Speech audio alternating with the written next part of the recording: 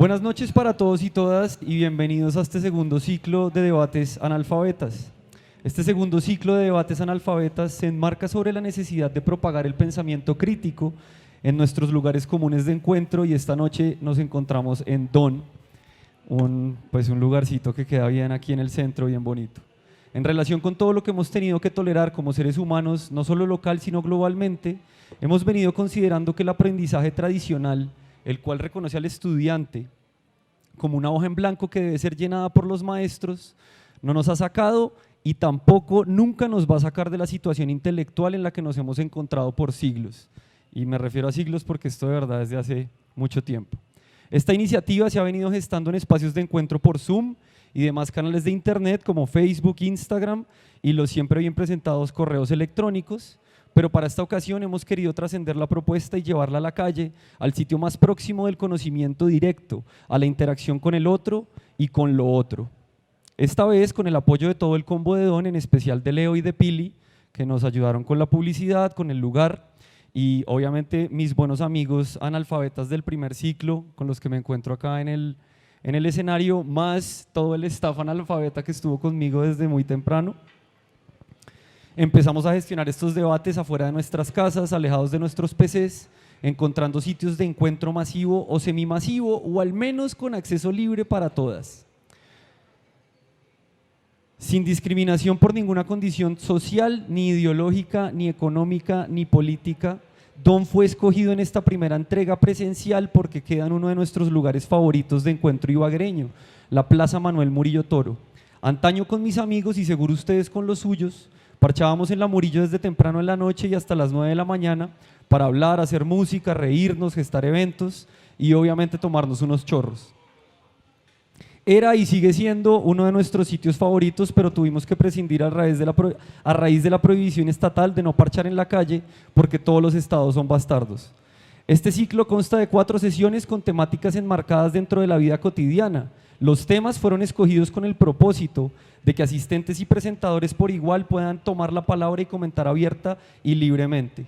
El uso de groserías es bienvenido siempre y cuando no sean con el ánimo de ofender a nadie, sino con el sentido estricto de superlativizar una opinión, si es que superlativizar es un verbo.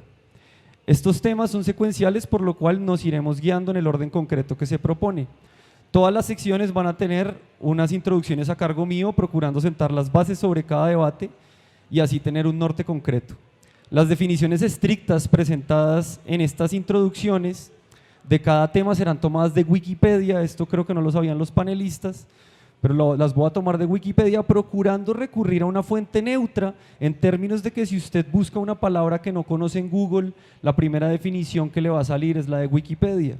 Acá le guardamos un alto respeto a los wikis y a quienes trabajan en todas estas redes de conocimiento, gente que le pone el alma para que los iletrados como nosotros aprendamos o al menos tengamos un punto de referencia para empezar en nuestra búsqueda por el conocimiento. Sin embargo, entendemos que algunos conceptos, no solo de Wikipedia, sino en cualquiera que sea la fuente, pueden estar mal construidos o mal interpretados por sus autores. Los turnos, al final, cuando terminemos de hablar, los turnos se tomarán levantando la mano. Yo los voy a ir anotando en una lista y según vayan levantando la mano, asimismo se irán dando cada turno. Les pedimos minuciosamente que procuren no repetir nada de lo que ya se ha dicho antes, sino presentar sus observaciones y comentarios para considerarlos como un colectivo y repensarlos desde la discusión. Voy a ir además recopilando las ideas discutidas durante los debates para enviárselas al correo al final del día para que cada cual en sus espacios de ocio sigan investigando y dudando sobre los temas discutidos.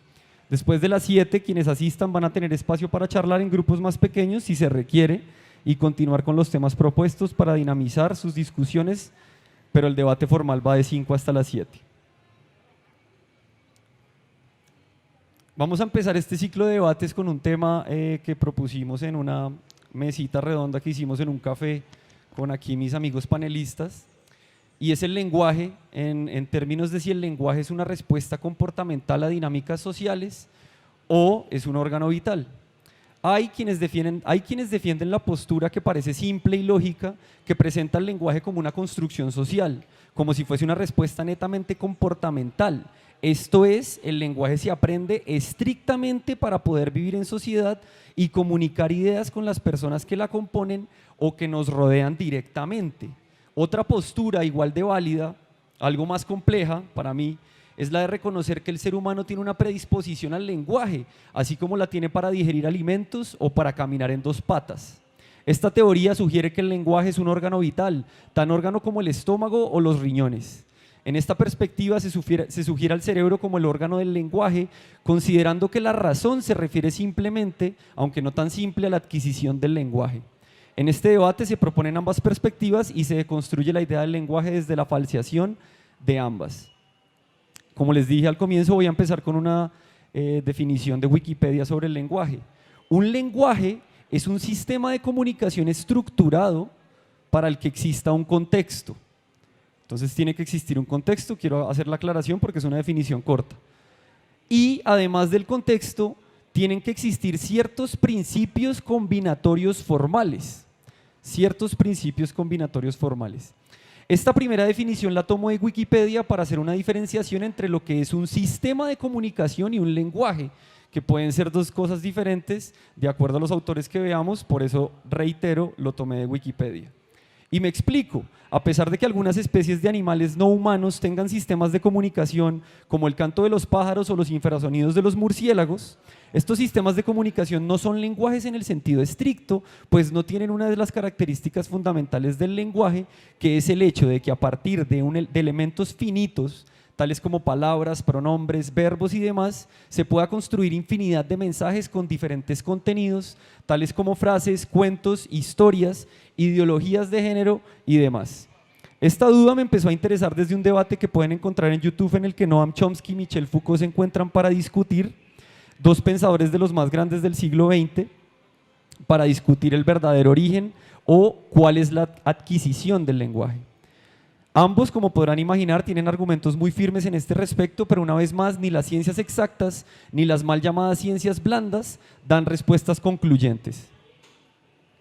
Entonces, la pregunta por el lenguaje, al menos en mi caso particular, no solo me lleva a reflexionar sobre la adquisición de la fonética, la semántica y la sintaxis, sino que además me lleva a reflexionar sobre mis prácticas diarias, a repensar mi vida desde las estructuras primordiales de cómo posiblemente vine a este mundo con una predisposición no solo hacia el lenguaje, sino con una predisposición comportamental basada en la química de mi cuerpo, una predisposición incrustada en mi ADN desde el saco amniótico o incluso desde la mismísima copulación de mi papá y mi mamá en su estúpido binarismo inducido por Dios o la divina providencia o el universo o quien sea que ustedes quieran considerar que los trajo a este mundo. Perdón que me haya puesto poético, pero por las razones anteriores es que este ciclo empieza con la pregunta por el lenguaje, la herramienta fundamental del conocimiento, la razón y la duda. ¿Es entonces el lenguaje una respuesta comportamental a las dinámicas sociales? ¿O más bien nacemos con una predisposición biológica al lenguaje como sistema encomendado a un órgano vital de nuestros cuerpos? Y aquí le voy a dar la palabra a nuestros panelistas de esta tarde. Buenas tardes, amigos. Buenas tardes. Tommy. Hola, buenas tardes. Buenas tardes. Ahí estaba sonando, ¿no es cierto? Sí, sí, sí. ¿Quién quiere? Yo Pues, ¿sí? si ¿Yo? quiere empezar, hágale. Pues, bueno, primero como la idea de pensar en el lenguaje también le lleva a uno como a esa manera de pensar como nosotros como seres humanos nos convertimos en seres humanos, ¿sí? Digamos, uno tiene que partir de un lugar y el lugar del que yo parto para entender el lenguaje es esa forma en la que uno construye la humanidad que no está en la historia de la evolución antes que nosotros no construyéramos como eso que es el sistema ordenado, porque cuando uno escucha a los niños cuando son muy chiquitos y empiezan como a decir onomatopeyas o cosas, hace la relación, y cuando uno es pequeño también lo que le enseñan es como wow, miau, o sea, como esas cosas que hacen los animales, o sea, los cuadrúpedos, y que uno cuando también es niño lo hace. Entonces ese paso de la animalidad, desde lo que yo pienso, hasta la humanidad la da el lenguaje y lo da para que se produzca la comunicación. Eso tiene muchos debates porque finalmente hay algunos que piensan como decía Tomás ahora, el lenguaje es innato, nace con nosotros, pero el lenguaje, desde lo que yo pienso, no nace con nosotros. Sí es una construcción cultural y todo lo que nosotros decimos, y no solamente decimos porque el lenguaje y la lengua son dos cosas completamente distintas, todo lo que nosotros producimos estéticamente, semióticamente, que tiene que ver con el lenguaje, lo producimos en situación y con otros. Entonces, en esa medida, pues el lenguaje aparece como una construcción cultural y social porque, pues, digamos, sí, hay muchas teorías que dicen que el ADN histórico y cultural, pero creo que nosotros nos comunicamos de una manera distinta a los chinos, a los ingleses, porque el lenguaje lo construimos en contexto, o sea, aquí, ¿sí? En real, no es un abstracto, sino que es una cosa real. Un poco cuando habla Diomedes del origen, pensarse en el origen y el por qué empezaron los primeros homínidos a comunicarse, pues también está mil vertientes y se piensan mil cosas de eso, pero una de esas muchas ideas del por qué implica la necesidad social de comunicarse para poder sobrevivir en un ambiente tan agresivo y poder cazar, implicó empezar a codificar algunas cosas pues como otros animales, enunciándolo desde un sonido. De ahí se va desprendiendo y por supuesto complejizando el lenguaje. En principio se hablaba de que el lenguaje solo era a punta de verbos y luego pues nosotros a medida que va evolucionando el Homo sapiens se va convirtiendo en un lenguaje también bastante complicado que por supuesto obedece esa interacción social y al contexto en el que está la persona. Incluso en un país lo vemos si hablamos el mismo idioma, pero dependiendo del contexto en el que estemos nos comunicamos de determinadas formas. Entonces, ahí un poco desde lo que la primera parte que es si el lenguaje es un asunto social, creo que sí, pero que también va de la mano un poco con lo otro que implica esa pulsión como órgano vital, entendiendo también que lo que decía Diomedes es muy cierto y el niño desde que nace tiene esa pulsión de empezar a imitar sonidos o generar sonidos y que también se ha demostrado que cuando los niños no tienen esa receptividad sonora no intentan tampoco generar o imitar un sonido porque no lo escuchan, entonces sí, también puede ser un asunto… el grito, o sea, ¿no? O sea… sí. Sí, pueden ser como órgano vital, así como un asunto y también social. cómo se desarrolla, pues antes, qué pena Juan Manuel, como también lo que se plantea como mito también es que a nosotros se nos desarrollaron las cuerdas vocales también de esa manera, es porque en el grito desesperado de buscar que no nos matara pues como los animales o que no hubiese como como esa protección, también el grito y tener como esa posibilidad de buscar al otro para resguardarse hace que también las cuerdas vocales se desarrollen. Pero eso tiene que ver con lo fisiológico, ¿no? Pues el lenguaje es una cosa mucho más amplia que se diferencia de la lengua, que pues digamos es como sí, otro sí, tema. son dos cosas diferentes. Bueno, yo sí entro con los tachos arriba, como siempre. No con ustedes, con Tomás. No. Porque la pregunta como la plantea Tomás, que es una pregunta muy interesante, es un falso dilema, en realidad. Es lo que se conoce como una falacia de falso dilema. O sea, ¿por qué es una falacia de falso dilema lo que dice Tomás? Porque él pregunta, ¿el lenguaje órgano vital o respuesta comportamental? No son excluyentes. Es decir, usted lo plantea como si fuera la una o la otra y no. O sea, la respuesta que yo daría, que siempre es una opinión, es una respuesta comportamental para un ser que tiene la potencialidad natural de desarrollar ese lenguaje, pero no solo.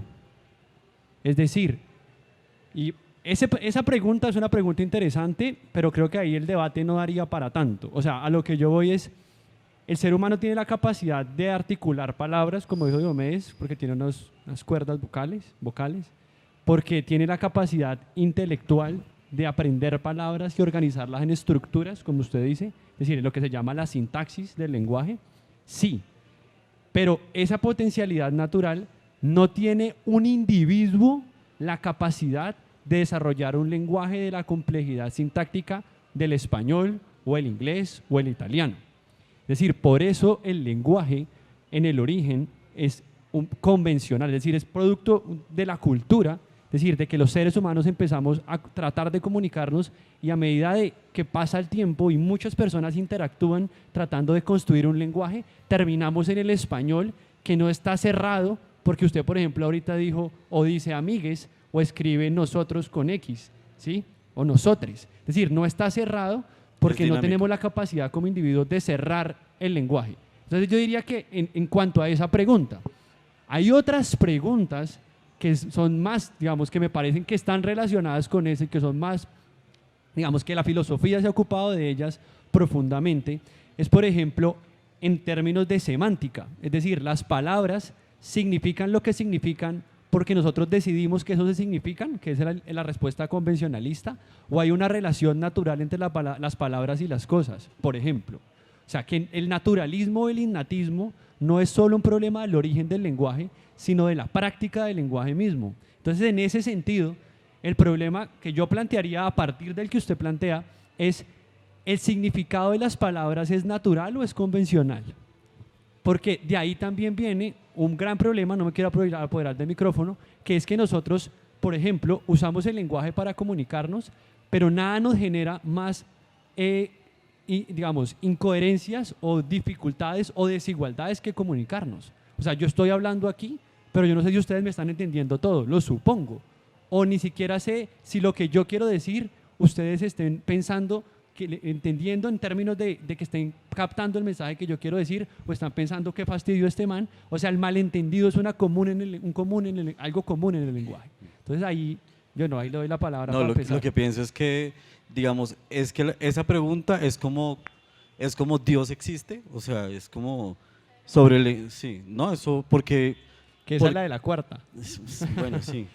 Es que pero hágale, todo está relacionado. No, ¿y por qué? Porque, digamos, sí, desde lo que uno pone, o sea, el lenguaje no son las palabras, ¿no? O sea, yo soy muy reiterativo porque creo que a veces lo que la gente entiende por lenguajes es la lengua, ¿no? Las lenguas, que es ese sistema de sintaxis y, bueno, lingüístico, que uno se pone a pensar y dice, los chinos y los rusos están muy locos, o sea, porque toda la estructura, y los japoneses que escriben de arriba para abajo, bueno, toda esa estructura de las lenguas, ¿sí? Hace que, digamos, la lógica del desarrollo del cerebro y todo eso que permite que se construya todo eso tenga un desarrollo y un nivel también. Ahora, todo eso que acabo de decir, puesto sobre el lenguaje y la comunicación, implica lo que Juan Manuel decía, y era cómo esas palabras puestas en un contexto generan discursivamente unas situaciones comunicativas, o sea, cómo las palabras puestas en un contexto, en una situación, se convierten en actos, ¿no? O sea, actos del habla. O sea, es que sí, dale. es algo entre si la palabra, o sea, la palabra tiene una relación con el objeto o es con el significado, lo que tú planteas. Sí, pero antes de entrar a ese debate, de plantearlo ahí, es algo que Diomedes acaba de decir. O sea, ¿por qué está todo el mundo acá oyendo hablar de lenguaje? No para que hablemos o sea, ¿por qué nos interesa el lenguaje? Esa sería la pregunta. O sea, ¿por qué hay gente acá tratando de venir a oír sobre el lenguaje? O sea, no para que les expliquemos sintaxis. O sea, ¿por qué nos interesa el lenguaje? Entonces ahí me toca citar a alguien que es Wittgenstein. O sea, Ludwig Wittgenstein escribió un texto, primero el Tractatus Lógico-Philosophicus, para decir que el lenguaje sirve como figura del mundo, o sea, para decir cómo el mundo es. Y luego el man se arrepiente y escribió otro texto que se llama Investigaciones Filosóficas, donde él dice, es que el lenguaje no es solamente el lenguaje del positivismo, es decir, de lo que es, sino que el lenguaje tiene juegos, el lenguaje tiene usos. Es decir, ¿por qué nos interesa el lenguaje? Pues porque con el lenguaje hacemos mucho de lo que nos caracteriza como humanos.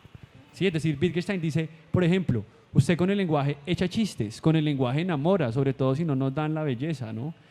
Con el lenguaje hace acertijos y los resuelve, con el lenguaje hace leyes, con el lenguaje hace constituciones, con el lenguaje hace revoluciones, con el lenguaje escribe poemas, escribe cuentos, hace novelas, escribe noticias, se queja, con el lenguaje se lamenta. Y las palabras no son solo palabras. Exacto, tienen una dimensión que se llama la dimensión locutiva y la dimensión ilocutiva. Es decir, la dimensión locutiva del lenguaje en términos de serle, es lo que yo digo, pero cuando yo digo, hago, ¿no? Es decir, yo hablo con alguien y al decir, me desahogo, ¿sí? O sea, y en ese sentido es que el lenguaje nos interesa como órgano vital, no necesariamente para sobrevivir en términos de existir, ¿sí? Naturalmente, sino para sobrevivir en términos de soportar el dolor de existir, por ejemplo, ¿no? Entonces, en ese sentido es un órgano vital y una respuesta comportamental, pero no solamente de los homínidos, es que nosotros estamos aquí tratando de hablar para expresar y que esa expresión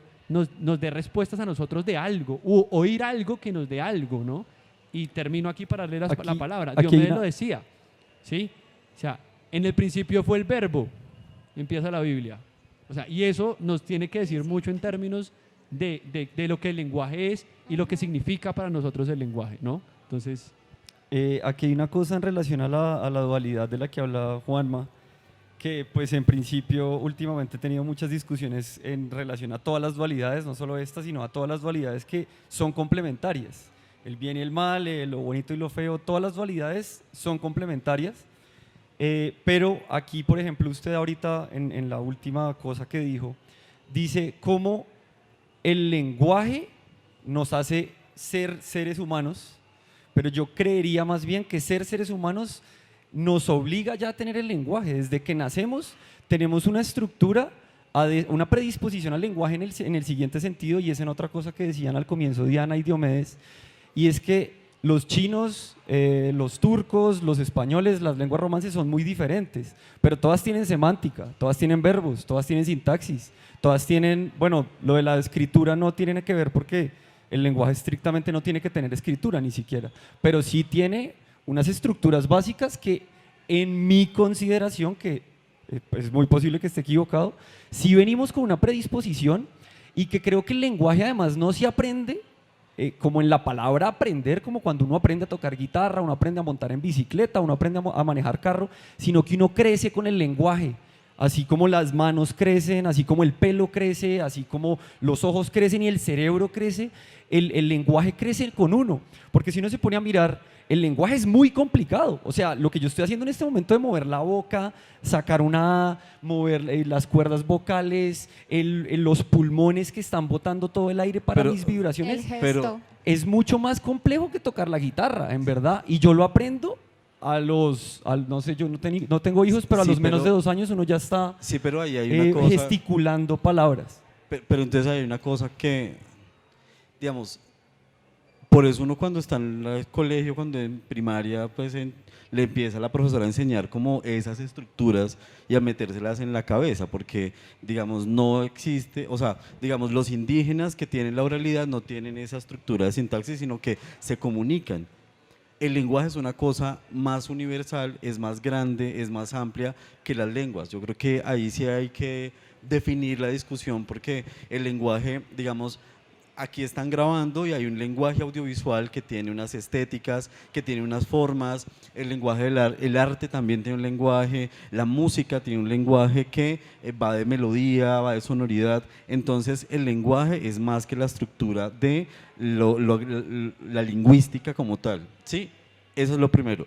Y más allá del lenguaje, creo yo que una pregunta también muy trascendental es sobre la comunicación, ¿sí? O sea, el desespero por los seres humanos, digamos, siempre hay una metáfora que dice, ¿por qué los seres humanos se inventaron a Dios, se inventaron la cultura? ¿Sí? Porque es el desespero de querer comunicar algo para poder tener en común y para no estar solo en este mundo que es tan, pues la naturaleza es muy cruel, entonces hay que inventarse un mundo que hace parte y que se necesita ser comunicado. El lenguaje no es un instrumento, el lenguaje es en sí mismo una situación, ¿sí?, que se ha creado, pero yo le daría, digamos, como ese estatus a la comunicación, digamos, en términos de no comunicación social y esto, sino la comunicación como lo que crea el mundo a través del lenguaje. Y ya pues la herramienta de las lenguas y esto hacen posible, digamos, concretan cosas, pero yo creo que está mucho más atrás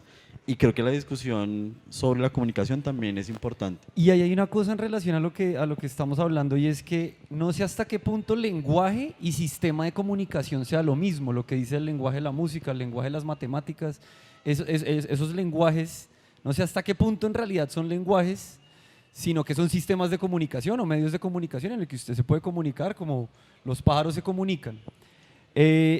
En relación además a lo de este desespero que tenemos como seres humanos de comunicarnos, seguro los gatos también lo tienen y No, los es que perros lo también lo hacen. tienen, pero no pueden cómo lo comunicarse sabe? con el lenguaje. ¿Cómo lo porque sabe? ellos quieren Tienen un comunicar, lenguaje. ¿Cómo hacen sabe ruidos. que gato Tienen tiene? un lenguaje. Ellos hacen ruidos, ellos Tienen un lenguaje. ellos, sí, o sea, si nos, ahí tendríamos que ir a el concepto que estemos tratando de lo que es lenguaje, porque según lo que yo entiendo, vuelvo y les digo que es lo que yo entiendo, que vuelvo y digo lo mismo y lo diré muchas veces, el lenguaje tiene que basarse de unos sistemas, de unos elementos finitos para que usted pueda construir lo que se le dé la gana, incluso palabras sin sentido, ¿sí? Decir una frase que tenga un orden y que usted la pueda escuchar y le suene bien y no tiene sentido, pero que tenga con elementos finitos que pueda construir infinidad de significado. Ahora los gatos, los pájaros y todo esto tienen sistemas de comunicación, yo no estoy diciendo que ellos Pero no se lenguaje, comuniquen. En eso estoy de acuerdo, no Tienen- tienen lenguaje.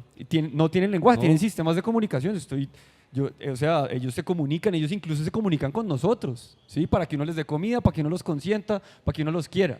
Entonces, ahí solo quería hacer ese paréntesis de lo que está diciendo Diomedes, en el que hasta qué punto estamos, cuál es el concepto del lenguaje que estamos hablando nosotros cuatro en este momento.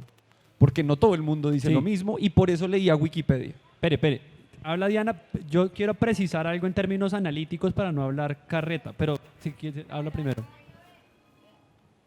Algo muy concreto en relación a lo que decía Tomás y es si existen todos esos lenguajes y en definitiva sí, está el lenguaje visual que se fundamenta en sistemas, está el lenguaje, La música, la- o sea, de todo, científico, todo lo que tú quieras. Ese es el bendito problema, que el lenguaje no es así, sino que así como parte de una pulsión e interacción social y de unas capacidades que ya dijimos que son físicas y todo eso, parte también de unas necesidades que se van especializando como la cultura, ¿no es cierto? La cultura tenemos toda una gama de manifestaciones culturales y al ser en este caso, por supuesto, el lenguaje una parte de la interacción social, pues va a ser absolutamente compleja y va a tener todas esas aristas que corresponden un poco también a lo que anunciaba Diomedes desde lo que es, pues el lenguaje de la comunicación. Yo puedo hablar del lenguaje visual y sin duda encontramos estructuras y otras cosas que lo van complejizando también. Sí, pero es que lo que pasa es que en términos de la discusión, digamos, en términos analíticos, si nosotros nos ponemos todos digamos, si no nos ponemos de acuerdo en que estamos hablando de algo concreto, terminamos todos hablando de cosas distintas y tomando como, ni siquiera debatiendo en torno a algo. Yo propondría, digamos, para que podamos hablar de algo en concreto, pensar en el lenguaje en términos de los usos del lenguaje. Es decir, el lenguaje es aquello que hacemos cuando describimos, por ejemplo, cuando decimos cómo algo es, que sería el uso asertivo descriptivo del lenguaje, que no nos ofrece pocos problemas, porque el uso asertivo del lenguaje es el que es susceptible de ser verdadero o falso. O sea, el problema de la verdad tiene que ver con el uso asertivo del lenguaje. O sea, y ahí hay una estructuración en términos semánticos, sintácticos. Lo que decimos cuando hablamos en términos de lo que debe ser, que sería normativo, como debe sentarse, deben llegar a tal horas, y lo que decimos, por ejemplo, en términos cuando hacemos preguntas, o sea, qué día soy, qué hora es, entendamos por lenguaje eso, y por ahora, porque es que nada más ahí nos enfrentamos a muchísimos problemas, es decir, nada más ahí tenemos infinidad de problemas, y ahí era donde yo quería plantear el problema. El primer problema, que no me lo inventé yo, se lo inventó Platón hace 2000 y pico de años, que es el problema, por ejemplo, de si el lenguaje, o sea, las palabras en términos semánticos, el significado es natural, ¿sí? Es decir, hay una relación de naturalidad o de naturaleza. O sea, cuando yo digo silla, hay una relación natural entre la palabra silla y esta silla, o bien esto podría llamarse perro, por ejemplo, ¿sí? Y en términos de eso, el problema de la verdad, de la memoria, por ejemplo, que Diomedes sabe mucho más de eso que yo. O sea, ¿cómo se hace memoria histórica? ¿Sí? Con el lenguaje. O sea que el lenguaje tiene que decirnos, o sea, tiene que tener alguna relación con la realidad. ¿Sí? Es decir, nosotros no solamente hablamos para desahogarnos, sino que hablamos porque es la forma en que construimos la realidad y nuestra relación con la realidad. Y de ahí, ¿cierto? Digamos, de ahí abrimos la pregunta de, por ejemplo, otra, ¿qué es lo vital? ¿Qué es lo vital? Usted dice órgano vital, pero ¿qué es lo vital en el hombre? O sea, ¿para qué? ¿Para subsistir en la selva o lo vital para tolerar la ciudad, por ejemplo? Son muchas preguntas que yo diría, centrémonos en algunas y discutamos en torno a eso. Propondría, pero bueno, es una propuesta para no hablar todos de cosas distintas. Claro, claro, entiendo lo que dice Juanma, porque sí llegamos a un punto en el que con el lenguaje, que es lo que estábamos charlando ahorita, podría llegar a significar un montón de cosas, pero es aquí a donde vuelvo yo al concepto estricto y van a decir, pero es que es Wikipedia, pero es que esto de Wikipedia no es cualquier cosa, ¿sí? O sea, Wikipedia no se lo inventó cualquier persona y que dicen que es que los wikis cualquiera lo puede editar, eso no es verdad, porque esta gente tiene una red, la berraca, de gente que trabaja en conceptos. Okay. Entonces, volviendo a eso, y por eso hacía énfasis en un par de cosas que tienen que ver con esto, es que es un sistema de comunicación, ahí es donde yo considero que sistema de comunicación y lenguaje no son lo mismo. Que un lenguaje es un sistema de comunicación, sí lo es. Estructurado para el que existen un contexto de uso y además ciertos principios combinatorios formales. O sea que usted con el lenguaje puede combinar la sintaxis, que está y la relacionado sintaxis con tiene la una sintaxis. regla. Y la sintaxis Son una ahí regla. tiene unas reglas que son unas reglas que, claro, en el colegio a uno lo ponen y lo ponen y que las tildes se marcan así, pero yo aprendí a poner tildes a los 27, ¿sí me entiende? Y yo hablé 27 años como pude. Claro, y está peleado con la tilde, pero me acaba de decir, yo hablé a los 27 años como pude. Usó sujeto, verbo y predicado en una sintaxis perfecta hablando conmigo. Total. O sea, usted no se puede pelear con la sintaxis, Tomás, porque si no, no podría hablar conmigo. Porque si no tuviera la sintaxis, exacto, no podría, usted no me entendería. Ahí la discusión es la lógica que genera eso, ¿sí? O sea, digamos, habría que hablar de lógica, ¿sí? Claro, Porque sin lógica uno no podría comunicar. Es más, todas esas palabras no podrían pasar por el cerebro, convertirse en conceptos y permitirnos que nosotros nos comunicaran. Por ejemplo, yo le puedo decir a usted, Tomás, yo a usted lo quiero matar. Gracias. Pero usted me está entendiendo. Pero lo quiere. ¿Sí? Más o menos. Pero yo le pero yo le puedo decir en este contexto, yo lo quiero matar. ¿Sí?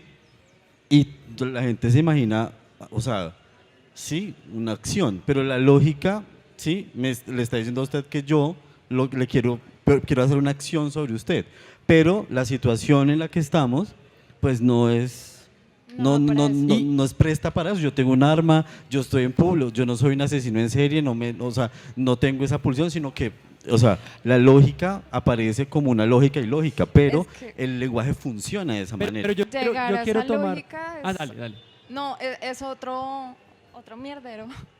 Porque implica, sobre todo en el contexto en el que nosotros vivimos en este país, el lenguaje y esa lógica dentro de la intención y lo que pasa sería otra Y los memes juegan un papel importante porque los memes construyen una lógica desde una lógica que deconstruye la lógica y construye otra.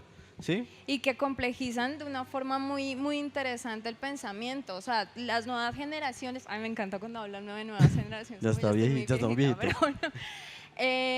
Están formándose no solamente del lenguaje pues hablado, que ya dijimos que no era solamente eso, sino que también se están comunicando y estableciendo lenguajes a través de las imágenes y de los memes. Y ahí prima también un asunto de la lógica y sobre todo del doble sentido, de mensajes que son implícitos, que no son explícitos, que la gente ve una imagen y no la come entero y desarrolla un lenguaje visual también que es muy complejo y que requiere esa lógica de la que hablas. Esperen un segundo, nos pasamos allí porque yo creo que sí va a caer un aguacero, una chanda. ¿Sí? Y continuamos con esto de una.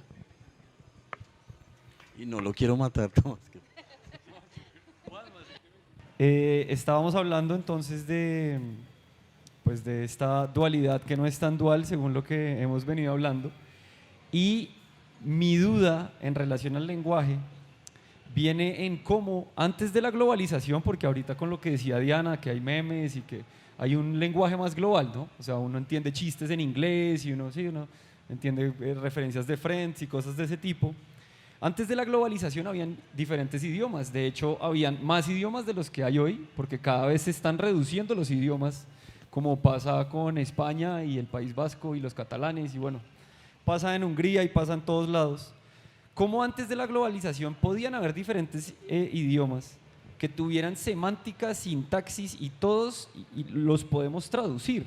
O sea, ¿cómo es que los podemos traducir? Porque no hay idiomas que no se puedan traducir si no son naturales, o sea, si no vienen como dentro del ser humano. O sea, si son solo construcciones sociales, en el frío seguro se comportarían diferente, así como hay diferentes estructuras económicas, hay diferentes estructuras políticas, porque el idioma siempre lleva la misma forma. Bueno, primero que todo, nosotros no hemos dicho que no tengan elementos naturales, ¿no? O sea, precisamente lo que yo dije al principio, cuando usted planteó la pregunta, es que era un falso dilema, porque las dos opciones podían ser verdaderas al tiempo, es decir, no eran excluyentes. Es decir, esto fue lo primero que yo dije. Por eso considero que no es que sea excluyente lo natural. Pero espere que no se me escape porque es que usted ahorita planteó una cosa, no me vaya por la... Eso es otra falacia, se llama la falacia de distracción. Y es... Sí, póngase cuidado. Entonces, ¿a qué voy yo? A lo que voy yo es que yo entiendo el malestar de Tommy cuando él dice, pero es que uno va al colegio y le enseñan a poner las tildes donde son, y por eso yo como que lo molesté diciéndole, y sin embargo habló en una sintaxis perfecta en español muy castizo, ¿no? O sea, perfecto. A lo que voy yo es que yo entiendo su malestar, porque si hay algo de poder en la sintaxis. Es decir, inclusive, digamos, no el lenguaje como instrumento de poder, que eso está claro, y eso yo algo tengo idea, porque el derecho está estructurado como un lenguaje. O sea, el lenguaje del derecho es el lenguaje natural, el lenguaje técnico, pero se usa el lenguaje para influir en la conducta de otros jurídicamente o moralmente. O sea, eso es así. Pero aparte de eso, si hay algo, digamos, contra lo que usted implícitamente creo que se está tratando de revelar es como por qué tengo yo que respetar la sintaxis. La única explicación que usted se da es porque es natural y las lenguas, que yo no sé si esa afirmación sea tan cierta, me declaro ignorante, tengan la misma estructura sintáctica, no sé, no creo que estemos como en la misma línea, no sé si algunos lenguajes del lejano oriente, algunas lenguas tengan la estructura semántica, digamos, de occidente, no sé, tengo mis dudas, pero claro, usted dice, es natural porque si es natural es inevitable, porque usted como revolucionario no podría tolerar la idea de que sea esclavo de unas reglas que creó una cultura y que por más que usted se esfuerce no las puede superar. O sea, porque precisamente un poco el movimiento, el feminismo y el movimiento LGTBI+, han tratado de romper la estructura del lenguaje, o sea, poner lo que usted hace en los carteles, ¿no? De poner la X en vez de la A, la O, para no hablar de género, es tratar de romper tal vez la frontera más fuerte que ha instituido el poder, que es el poder instituido en el lenguaje. Y es un escenario en disputa, o sea, el lenguaje es un escenario en disputa todo el tiempo precisamente por eso, porque no es, digamos, no es estático, ¿sí? El lenguaje es dinámico y como está en un contexto particular, entonces la eterna discusión ahora del todes y todas, pero también antes de cómo reconfigurar esa hegemonía que era usar, por ejemplo, ese esquema gramatical de la Real Academia Española, que es horizontal, es patriarcal, es vertical, y como algunas sociedades han roto y han dicho no, o sea, esa manera hegemónica de imponer a través del lenguaje una forma de pensar y de estar, pues tiene que ver también con eso, sí, con eso que Juan Manuel está planteando. Sí, es que incluso ahorita cuando hablaban un poco de memoria, y tú lo mencionas ahora, que el ejercicio de memoria está presente, pero la memoria tampoco es exacta. La verdad, la discusión de la verdad y si de verdad, si es posible que exista, ¿no es cierto? Si se da. Y en ese sentido, indiscutiblemente, el lenguaje está en un campo dinámico en el que está cambiando permanentemente, como cambiamos todos los días culturalmente. La cultura también es dinámica y todo lo que hacemos está en una permanente transformación que sin duda se da tal vez de una forma inconsciente en estas luchas pequeñas del lenguaje incluyente, del lenguaje que se modifica y deja de ser patriarcal y obedece a una realidad en la que estamos cambiando, ¿no es cierto? Entonces yo sí siento que el lenguaje empieza a actualizarse, nos guste o no, para bien o para mal. Seguramente muchas de las reglas van a tener que flexibilizarse, pero pues eso es lo que hay porque obedece a una construcción humana y no somos estáticos, todo el tiempo estamos cambiando y actualizándonos. Claro, pero mire que hay una cosa ahí, si el lenguaje está cambiando, pero es un escenario de poder, Sí. porque todo el mundo quiere que el lenguaje cambie a lo que quiere que cambie. Es decir, las feministas quieren que el lenguaje sea como ellas quieren que sea. Por O sea, eso es un escenario de disputa. claro, es un escenario de disputa ahí. Y no solamente, bueno, algunas, bueno, Sí. las que quieren hacerlo, quieren eso, ¿listo? O sea, bien. Pero a lo que voy yo es, en la memoria lo mismo. Cuando se trata de construir una memoria histórica, por ejemplo, yo quiero que el discurso, claro, y Diomedes eso lo debe saber muy bien, o sea, yo quiero que el discurso que quede como historia sea mi discurso, lo que yo digo que ocurrió, y el otro va a querer que quede lo que él dice que ocurrió. Es que Juan Manuel me hace acordar de cuando uno lee o sea, la versión que Cristóbal Colón dio de cómo eran las Indias es distinta a lo que después recogieron otros de manera escrita cuando entrevistaron o cuando hablaron con los indígenas o con los originarios. Son dos versiones distintas utilizando un mismo idioma, ¿sí? Pero son dos versiones porque precisamente los unos, ahí uno tendría que hablar algo que Juan Manuel, es el lugar de enunciación desde el cual uno se para pronunciar y para decir qué es eso que está diciendo. O sea, yo puedo, por ejemplo, desde mi lugar de enunciación, que es lo que hacen, digamos, como, no voy a hablar de política, pero lo que hacen los políticos, ¿sí? Los políticos hablan desde un lugar de enunciación y es de la persona que va a convencer o que va a cambiar o que tiene la razón sobre lo que a ustedes necesitan para que cambie el mundo. Entonces por eso obviamente pues, que cuando los convencen votan y de toda la historia. Pero el lugar de enunciación de otro, ¿sí? Del que quiere la revolución o el que quiere, es otro punto, es otro lugar y desde ahí utiliza el lenguaje para generar esa situación. Ahí me surge una pregunta de lo que dice Juan Manuel, y en el caso de tu experiencia y del trabajo que has llevado, ¿cómo hacen con esas dobles narraciones? Sí, en términos del Se impone la de docente. Diomedes. No, mentiras. No. Él viene a ser el No, tercero. pues es que más que lo que yo he hecho es lo que uno hace todo el tiempo cuando reconstruye situaciones, por ejemplo, ¿sí? Cuando uno cuenta un cuento, o sea, cuando por ejemplo en una clase o cuando uno le cuenta lo que pasó al papá o a la mamá o lo que sea, uno se para en un lugar y cuenta desde ese lugar lo que uno vio, utiliza el lenguaje para describir lo que uno vio y eso obviamente está, por eso vuelvo sobre el punto de vista, sobre la enunciación, porque uno, la verdad, por eso el tema de la memoria, la verdad es tan compleja, porque es que no es posible. O sea, no es posible reconstruir una verdad porque hay un lugar de enunciación, un punto de vista que es construido por uno desde un lugar utilizando el lenguaje de una manera, ¿sí? Entonces, pues podríamos, sí, digamos, hablar de la verdad resto, pero el tema del lenguaje implica que yo me pare, utilice no como instrumento, sino como posibilidad para crear cosas en los otros y aparezca una versión que puede ser la mía o la de Tomás, o sea, posiblemente cuando ustedes se vayan de acá y les pregunten qué pasó allá en que Tomás organizó, cada uno tenga una versión distinta de qué es esto que estamos haciendo.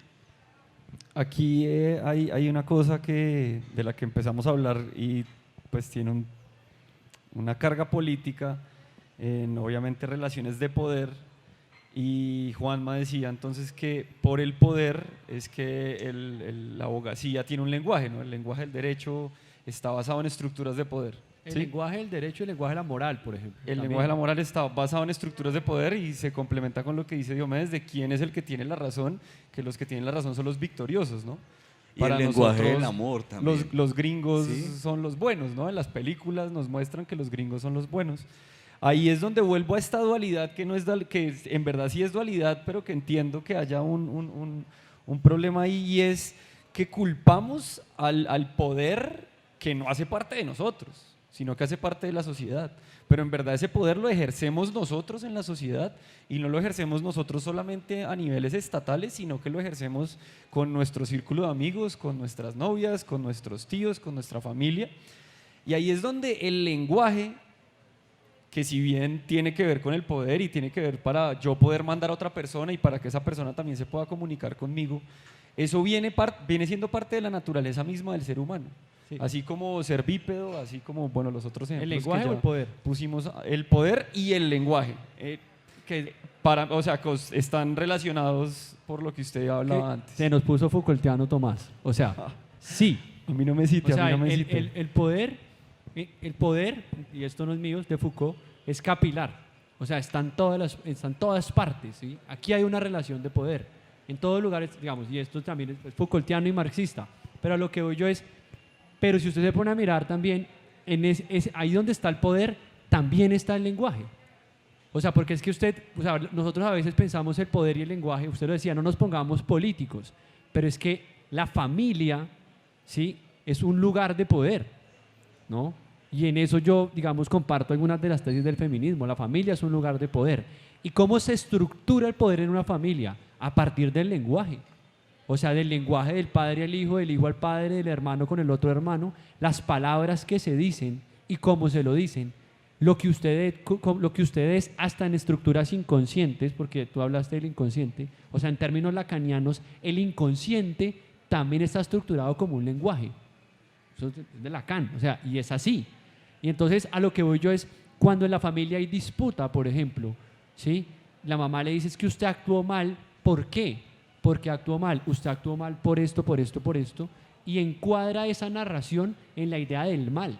Y ahí también hay poder, porque cuando yo cometo el mal, la culpa hace que yo me someta. Entonces, de ahí que la lucha por el lenguaje no sea solamente por la palabra, sino que sea por el poder, y no solo en términos de política en sentido estricto, sino en términos de lo político que hay hasta en el núcleo familiar. Y ahí también hay narraciones.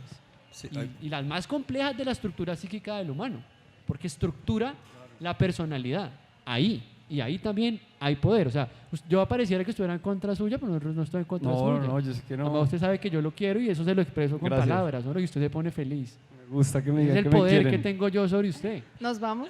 Nos vamos. A mí me hace pensar lo que dice Juan Manuel a partir de eso y como lo moral, porque es que, o sea, eso, en la educación y en la sociedad, lo transversal es lo moral en la medida en que, y lo ético, ¿no? Pero lo moral en la medida en que uno, eso que le han dicho a través de las palabras y a través, se le ha quedado tan adentro que hace que se mueva con relación a otros en torno al bien o al mal o en torno a que está bien o no está bien y uno está como encerrado como en esa, y que es ideología, ¿no? Que está como encerrado en esas ideas y moverse un centímetro es muy complejo porque, digamos, un ejemplo, ¿no? O sea, a mí no me interesa hablar con Tomás, ¿sí? Y pues Gracias. no me interesa, punto, en caso hipotético, ¿no? O sea, no me interesa, punto. No, pero Tomás es buena gente, qué chévere, pero es que no me interesa porque pues no me interesa, y punto, ¿sí? Y que Tomás es la persona más inteligente del mundo, pero pues puede ser lo mejor, pero no me interesa. Y eso visto, ¿sí? Socialmente sería que yo le tengo envidia o no quiero, digamos, lo rechazo de alguna manera. En esa medida, pues toda esa carga moral aparece ahí y cada vez que actuamos con el lenguaje y demás, aparece esa carga ahí. Ahora, lo que sucede es que cuando uno logra zafarse un poco de eso, a través de todos los mecanismos de deconstrucción de toda esa mirada, digamos, discursiva y patriarcal, entra en un problema más grande porque tiene que entrar en la discusión de abrir la posibilidad de argumentar absolutamente todo el por qué yo no estoy, digamos, queriendo hablar con Tomás o ser católico o no ser patriarcal. O sea, tengo que discutirme eso y argumentarlo y ahí empieza, digamos, ese sería otro nivel del lenguaje, ¿no? O sea, ¿qué tanto yo uso absolutamente todo eso que es lo sintáctico y lo gramatical y demás, pero también lo semántico y lo discursivo para poder dar una versión distinta a eso que obviamente ya estaría establecido y que no está en discusión, que son esos grandes relatos con los que se mueve la gente? Sobre todo que, pues creo que ya nos metimos un poco con la hegemonía, ¿no? Que estamos hablando de ese ejercicio de poder que se da desde lo hegemónico, que es algo que ninguno se puede escapar de eso, que está presente desde, así como el asunto del lenguaje que vamos aprendiendo, también estamos aprendiendo otras formas de poder y no somos conscientes de que lo estamos haciendo. Cuando pasa eso un poco desde el hábitus, ¿no? Desde lo que hablaba Bourdieu, de que bueno, nos estamos construyendo en un nicho, en un pedacito de mundo, pero que ese pedacito de mundo representa y duplica todos los problemas y todas las cosas que vienen de arriba de ese control hegemónico. Y Diomedes llega a un punto que creo que es el punto del ideal de todo, de que implica eso de lo pequeño, de cuando una persona se da cuenta de algo y empieza a cuestionarse para llegar a otro punto, que vendría a ser un poco que tú dices que no hablemos de eso, pero que tiene que ver un poco con lo individual y las construcciones pequeñas que rompen un poco con eso que se da desde el monopolio, desde lo grande, desde lo que viene de afuera y que llega de todas las formas, llega desde lo cultural, llega desde todo lo que nos gusta y lo que no también. Entonces ahí la cosa de alguna forma se va complejizando más y obedeciendo nuevamente a ese círculo vicioso que implica el ejercicio del poder y de cómo salirse de ahí, buscar dislocaciones y rupturas. Yo insisto en que se han encontrado otras formas, pienso en lo que está pasando un poco como esas otras formas que implican no necesariamente el lenguaje de la palabra y el discurso y te convenzo con ideas, sino también el lenguaje que empieza a comunicar de forma corta, simbólica y concreta, que creo que eso es lo que está pasando también ahorita y lo hemos visto desde todas las imágenes que hemos consumido en este tiempo. Es el lenguaje que también está siendo un poco contracultural, está siendo revolucionario en ese simplificar. Dejamos de ser demagógicos para concentrarnos en lo concreto también. Me hace acordar, Diana, de cuando yo empecé a conocer como la cultura punk, ¿sí? Y entonces todo lo que lo que utilizaban, que lo anti, contra, antiestado, contrainformación, todos esos prefijos y sufijos también que hacían que la lógica, o sea, que sintetizaran el discurso y la lógica del pensamiento punk se pusiera ahí, ¿no? Antiestado, contrainformación y también la misma estética de todas las cosas que hacían, ¿no? Los fanzines, todo un universo del lenguaje que identificaba la cultura punk y así, digamos, los otros juegos del lenguaje, como dice Juan Manuel, cada escenario con un juego del lenguaje que suma, se suma al lenguaje. Como les comentaba al comienzo de este ciclo de debates, aquí no vinimos a responder ninguna pregunta, sino a sembrar dudas en cada uno de ustedes para que sigamos leyendo y preguntando. Pero ahora voy a pasar a… ¿Alguien tiene alguna pregunta del público en relación al lenguaje? ¿Algún comentario? ¿Alguna idea adicional? Una Voy aquí. interpelación, decirnos que estamos equivocados, que somos irracionales. Que no. También. Bueno, mi pregunta va enfocada a cómo ustedes traen a colación el tema de la memoria histórica con respecto al lenguaje, porque creo que no es tanto, la memoria histórica no busca tanto como cambiar per se el lenguaje, sino el significado que quiere dar ese lenguaje, ya que la historia se cuenta desde las personas, digamos, las víctimas o los que perdieron. Yo creo que ese es el enfoque de la memoria histórica. Entonces, ¿cómo viene aquí el lenguaje a ser, digamos, como un fenómeno cambiante dentro de esa misma memoria histórica? Memoria histórica es tema suyo. Pues yo no sé cómo, pues digamos la memoria histórica no se reconstruye solamente, por ejemplo, con relatos ni hablados, sí, de muchas maneras. Por ejemplo, cuando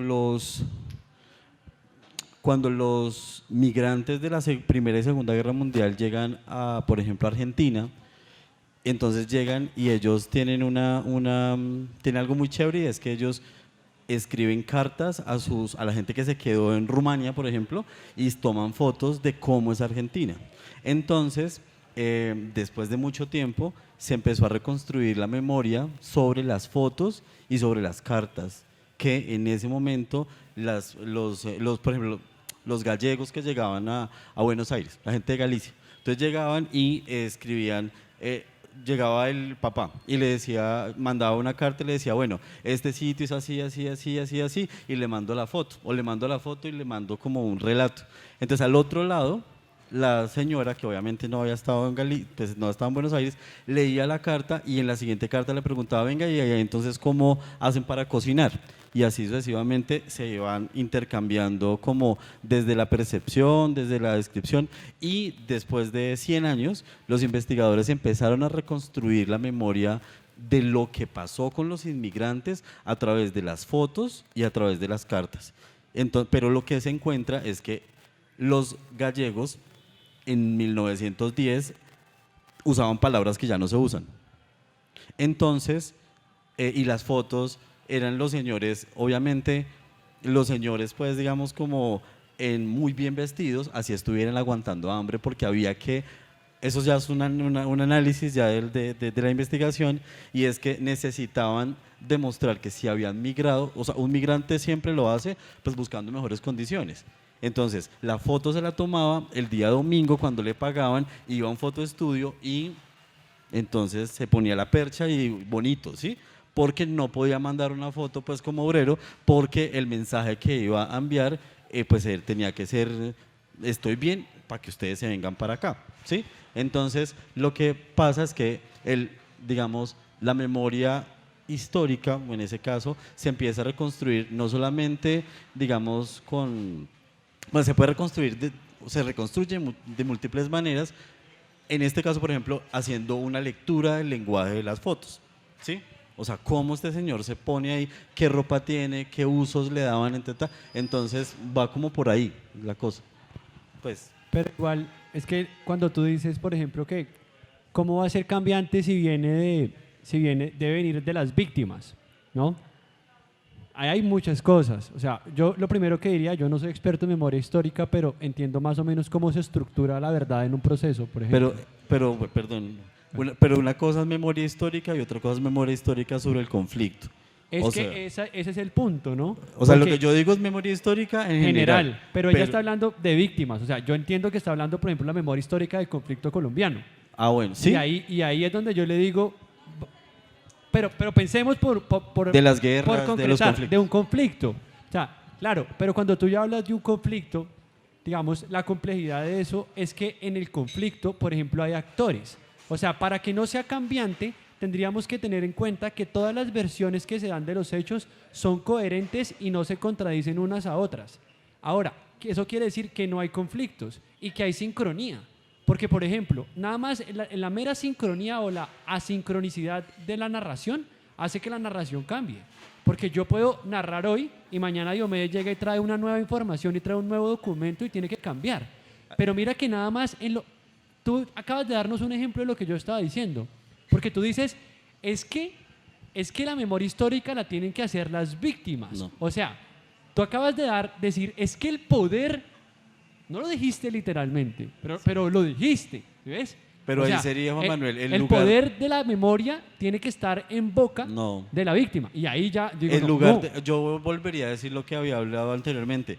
En ese caso que tú pones, el lugar de enunciación desde el cual se reconstruye la memoria sería el de las víctimas. Pero también la memoria histórica, mire, los militares en este país están haciendo reconstrucciones como ustedes nos imaginan, porque necesitan desde su lugar reconstruir una memoria histórica. ¿Por qué? Pues porque, ¿qué es lo que pasa cuando nosotros leemos los libros o sea, quienes a nosotros nos enseñan las batallas de los que ganaron, no de los que perdieron, ¿sí? Entonces lo que pasa ahora es como los orientales tuvieron mucho tiempo, los orientales digo la gente del Líbano, de Siria, bueno, del Medio Oriente, siempre tuvieron la versión, el mundo tuvo la versión que Estados Unidos y Europa contó de ellos, ¿sí? Y aparece un señor que se llama Edward Said y dice, con el orientalismo, no, es que a mí no me cuenten, que usted no me cuente lo que yo soy, porque es que lo tengo que contar soy yo. O sea, nadie tiene, o sea, que eso se traslada a los indígenas, se traslada a las comunidades LGTBI, se traslada a todos. O sea, nadie tiene que contar la historia de otro porque cuando yo la cuento desde un punto de vista, como dice Juan Manuel. O sea, yo estoy contando una versión, pero si yo cuento la versión de la comunidad que se está formando acá, que era lo que los antropólogos hacían cuando iban de Europa pues a África, ¿no? Y tiene que ver mucho con el lenguaje, o sea, los antropólogos iban, miraban la estructura, cogían el lenguaje y después llegaban a Europa y les decían, así es que hay que hacer, ¿sí? ¿Qué hay que hacer? Mire, esto significa para tal persona porque el lenguaje dice esto, esta es la estructura social, entonces, ¿qué hacían en Europa? Entonces, ¿cómo los colonizamos? Metámosle religión, metámosle otro lenguaje, en fin, digamos, como que el lugar de enunciación, desde donde tú te pares, reconstruyes, como dice Juan Manuel, pues, la memoria de lo que quieres construir. Y de alguna forma nunca, pues sería el ideal, ¿no es cierto? Encontrar la verdad, saber qué pasó, tener la verdad de una historia tan larga y tan horrible, pero es imposible. Yo creo que es eso de lo que uno tiene que partir, que es imposible encontrar eso, que todo se va a someter a un diálogo y a una negociación entre diferentes narrativas y que cada mirada tiene una forma compleja y una percepción incluso muy diferente de lo que pasa. Me hacía recordar Diomedes de un libro de La guerra no tiene rostro de mujer, que son esas narraciones, tú lo leíste, entonces me entiendes, que son unas narraciones que recopilan para hacer un libro de mujeres que participaron en la Segunda Guerra Mundial desde el ejército ruso. A nosotros nos contaron las películas que fueron los gringos los que ganaron la Segunda Guerra Mundial, pero no, fueron los rusos en términos militares. Entonces, ella recopila narraciones y son mujeres que cuentan su versión de participar en la guerra, de ser del ejército o de ser de las guerrillas y de los focos de resistencia que habían en Rusia. Y me recuerdo una partecita en la que una mujer está contando su historia y el esposo la interrumpe para decir que él estuvo con ella, al lado de ella, y que no se acuerda ni de la mitad de los detalles que ella contaba. Ella hablaba de olores, de colores, de emociones, sensaciones, presentimientos, un montón de cosas que él no percibía, pero que no por eso no estaban pasando. Entonces es como eso, depende de dónde se esté. ¿Alguien más tiene alguna otra pregunta, duda, comentario? Gracias. Yo quisiera así aprovechar que estamos reunidos para hablar del relato, el relato que miente. Pongo un ejemplo, ya que hablaste de Argentina, el relato de los esposos Kirchner. Es un relato que hoy se describe como la década robada, y ahí es donde me parece que puede ustedes terminar de responderle a las inquietudes que aquí el público ha presentado sobre la memoria histórica, no necesariamente del conflicto colombiano, pero sí de embustes construidos como historia. El relato de los Kirchner es un relato que da cuenta de una historia de los años 70, donde la reivindicación contra el régimen militar que procuró contener la destrucción de la economía argentina, una economía que tuvo un metro antes que lo pudo haber tenido Nueva York o Londres. Todo alrededor del centro de Buenos Aires son edificios del siglo XIX, y ese relato es un relato embustero.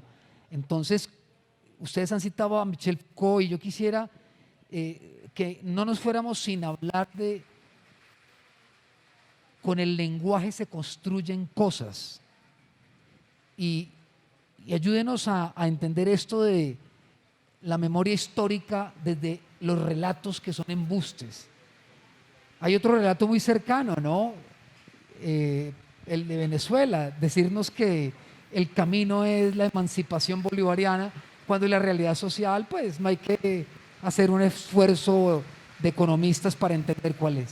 Pues el relato en el que nosotros vivimos, digamos, sí, lo que pasa es que eso sí es como muy fuerte en términos discursivos, porque, digamos, cuando hablamos de relato, estamos, o sea, digamos, uno, el establecimiento se divide en el Estado y la nación, ¿no? El Estado, pues, uno puede filosóficamente dar muchas discusiones, pero se concreta en términos de las instituciones, pongámoslo así.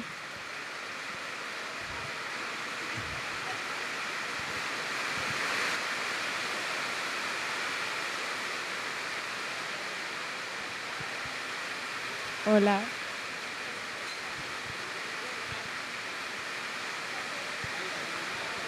Por temas de la lluvia, voy a hablar muy duro, pero creo que nadie más habla tan duro en el panel de expertos. Vamos a dejar hasta aquí. Les pido un aplauso para mis amigos panelistas, para el staff y a ustedes por haber venido. Muchísimas gracias y que descansen.